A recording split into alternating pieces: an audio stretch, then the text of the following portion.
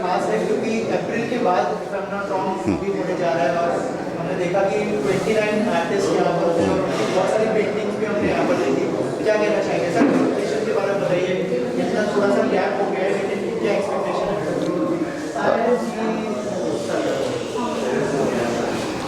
Art carnival की जो शुरुआत हुई थी पिछले साल, ये हमारा छठा आर्ट कार्निवल शो है।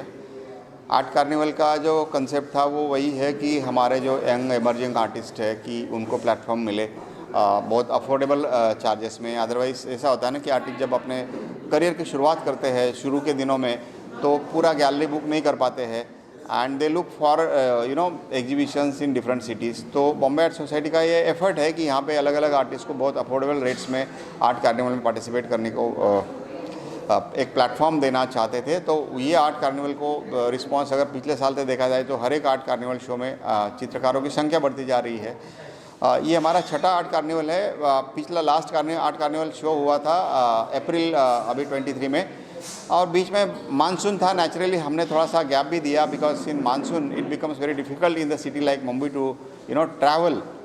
सो after April this is our 6th art carnival and इसमें 29 आर्टिस्ट पार्टिसिपेट कर रहे हैं पूरे इंडिया से। ऑफकोर्स मुंबई से भी कुछ आर्टिस्ट है लेकिन छत्तीसगढ़, दिल्ली, अदर स्टेट्स से काफ़ी आर्टिस्ट आए हुए हैं।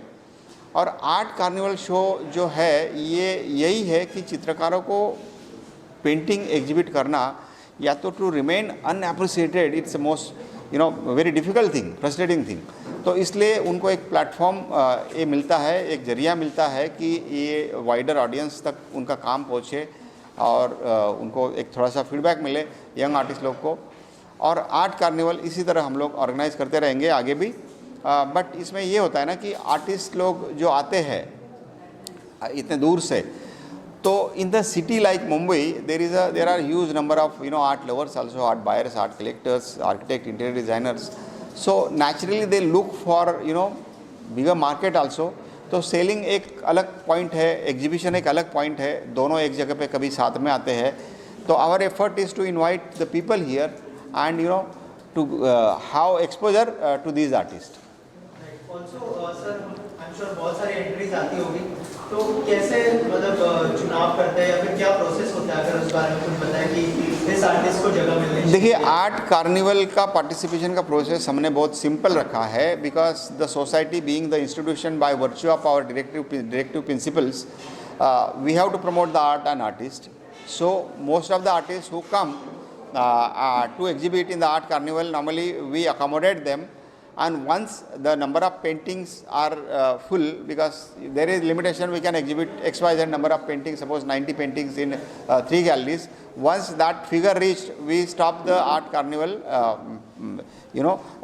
process, participation process for that show, and then those 2 artists come later, then we recommend them to participate in the next art carnival show. It's like that. So artists should not feel frustrated. Artists should not feel that they are being rejected or something like that. So here the selection is not as such a stringent criteria. We are society is little lenient towards that front. So we accommodate each and every artist. Sir, what is future expectation?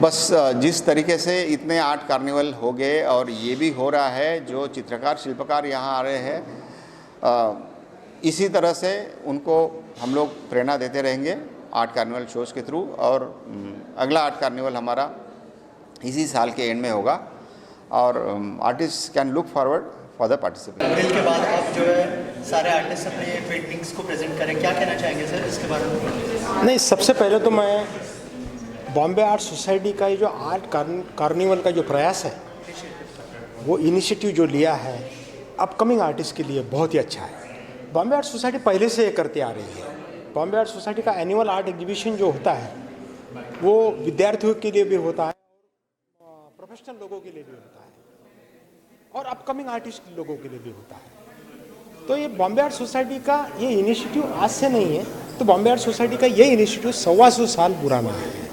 मतलब Bombay art society एक जानी मानी संस्था है और आज Bombay art society की खुद की वास्तु होने के बाद में, और वास्तु भी ऐसी जगह पे है जहाँ पे बहुत ज़्यादा कोई आता नहीं है, क्योंकि आर्ट संस्थाएं जहाँ पे है, जहांगीर आर्ट गैलरी है या आर्ट सोसाइटी ऑफ इंडिया है या फिर आर्टिस्ट सेंटर है, वो अच्छी जगह पे है। किसी को पता नहीं है कि बांद्रा में ऐसा कोई एक सेंटर है, लेकिन आज ये पता हो गया है। ये 4-5 सालों में तो बॉम्बे आर्ट सोसाइटी ने बहुत सराहनीय काम किया है इस फील्ड में, और मेरे ख्याल से ये ऐसा जो प्रयोग है आर्ट कार्निवल का, ये होते रहना चाहिए, क्योंकि आर्ट का प्रसार होना चाहिए। कल का मतलब आज का जो दौर है वो आर्ट का ही है, फिर वो फिजिकल आर्ट बोलो या डिजिटल आर्ट बोलो, आर्ट का ही वर्ल्ड है ये पूरा। तो हर आदमी ने भी आर्ट की भाषा समझनी चाहिए, और आर्ट क्या मायने रखती है। तो आर्ट ये मायने रखती है कि मेरा घर सुंदर करे, आर्ट चाहिए। मेरा मोहल्ला सुंदर करना चाहिए तो आर्ट चाहिए। मेरा शहर सुंदर करना चाहिए तो आर्ट चाहिए। मेरा देश सुंदर करना चाहिए तो आर्ट चाहिए। आज हम इसमें बहुत लैक है, राजकारण और आर्ट फील्ड में अगर ये संगम हो जाए। पहले Maharashtra government Bombay art society को पूछती थी हर बात करने से पहले, आज ऐसा नहीं होता है, वो होना चाहिए फिर से। क्योंकि अगर हम बोलते हैं कि स्मार्ट सिटी होनी चाहिए, तो स्मार्ट सिटी होनी चाहिए तो क्या स्मार्ट सिटी मतलब क्या होता है कि ब्यूटीफुल सिटी, जिसमें हाईटेक सिटी भी हो, टेक्नोलॉजी भी हो और आर्ट भी हो, वो दोनों का संगम हो। तो बॉम्बे आर्ट सोसाइटी का ये इनिशिएटिव इस माध्यम से जो है कि कला का प्रसार, हम इससे पहले भी चित्र शिल्प काव्य के नाम से एक शो करते थे अवेयरनेस के लिए। तो ऐसा समझो कि ये पब्लिक अवेयरनेस है। ऐसा नहीं कि 10 आर्टिस्ट काम कर रहे हैं, लेकिन इस 10 आर्टिस्ट के पीछे जो लोग देखते हैं वो सबके अंदर जो एक भावना होती है कि मेरे घर में कलर कैसा होना चाहिए, मैं जो कपड़े पहनता हूँ वो कलर कैसे होने चाहिए, मेरा अपीयरेंस कैसे होना चाहिए। तो ये आर्ट तुमको सिखाती है। आर्ट ये भी सिखाती है कि आज जो हम चांद पे गए हैं, वो चांद के पीछे जाने का जो एक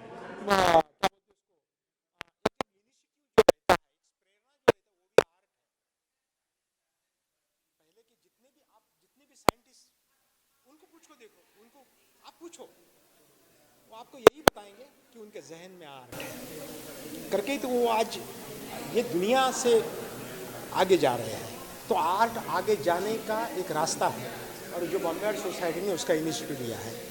यहाँ पे जिन लोगों ने अपना प्रदर्शन जो किया है, काफ़ी अच्छा प्रदर्शन है। इसमें के कुछ पेंटिंग्स तो मुझे बहुत ही इतने अच्छे लगे, प्रोफेशनल है। अभी मैं आपके मेरे साथ में जो पेंटिंग है, ये पेंटिंग ये किसी प्रोफेशनल से कम नहीं है। वहाँ पे जो पेंटिंग्स लगे हैं प्रोफेशनल से कम नहीं है, क्योंकि वो काम स्टिल लाइफ लगा है, वो प्रोफेशनल से कुछ कम नहीं है।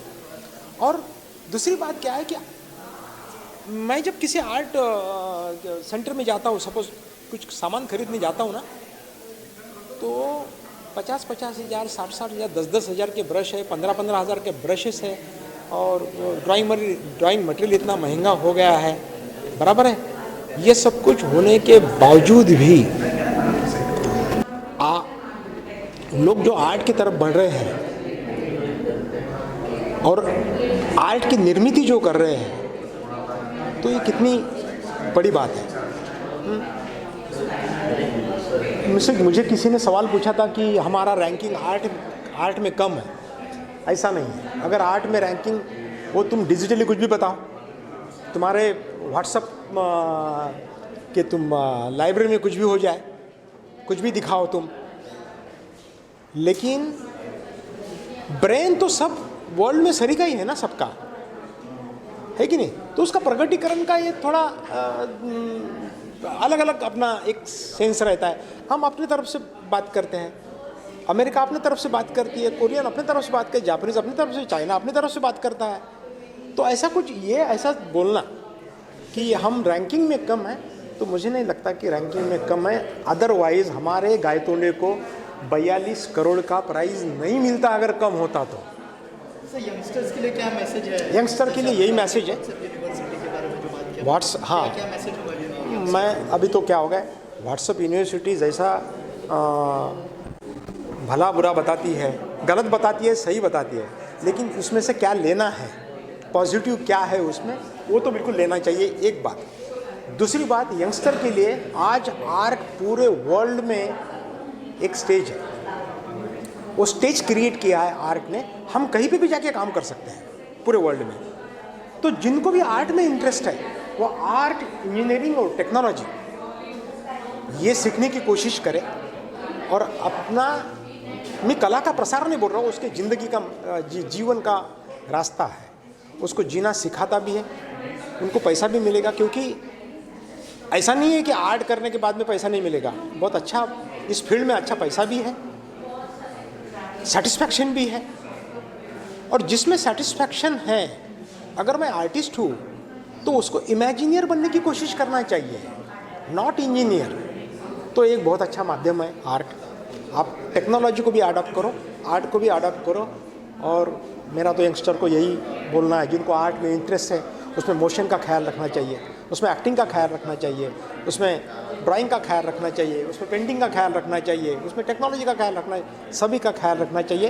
तो आगे जाके उसको बहुत अच्छे चांसेस आर्ट फील्ड में है। एनिमेशन है, AR है, ऑगमेंटेड रियलिटी है, वर्चुअल रियलिटी है, 2D है, 3D है, 4D है, 9D तक है। तो पूरा जो मीडियम है आर्ट का, वो उनके लिए अभी दरवाजे ओपन है। तो अपने दरवाजे को ओपन करो, अपने दिमाग के दरवाजे को ओपन करो, सब कुछ मिल जाएगा, यही मेरा कहना है। आज के फेस्टिवल के बारे में और जो आपने पेंटिंग्स प्रेजेंट किए उसके बारे में कुछ बताइए। जी नमस्ते, मैं चैताली, मैं बिलासपुर छत्तीसगढ़ से हूँ। मुझे बहुत अच्छा लग रहा है कि बॉम्बे आर्ट सोसाइटी में मुझे फाइनली मुंबई में अपनी पेंटिंग्स एग्जिबिट करने का मौका मिला। और हम जो छोटे शहरों से होते हैं, हमें इतनी बड़े शहर में इतनी अच्छी जगह में मौका बहुत ही कॉस्टली मिलता है। तो इन्होंने ये हमारे लिए अफोर्डेबल रखा, तो मुझे बहुत अच्छा लग रहा है कि फाइनली मेरे आर्टवर्क्स जो डिज़र्व करते हैं यहाँ तक आना, उनको फाइनली ये प्लेटफॉर्म मिल रहा है। और मैं छत्तीसगढ़ से हूँ, ये रामनामी समाज है छत्तीसगढ़ का, और मुझे बहुत अच्छा लग रहा है कि मैं इन्हें यहाँ प्रदर्शित कर पा रही हूँ। Thank you. Thank you. Painting present किए उसके बारे में कुछ बताइए, और जो बॉम्बे आर्ट सोसाइटी ने जो मौका दिया।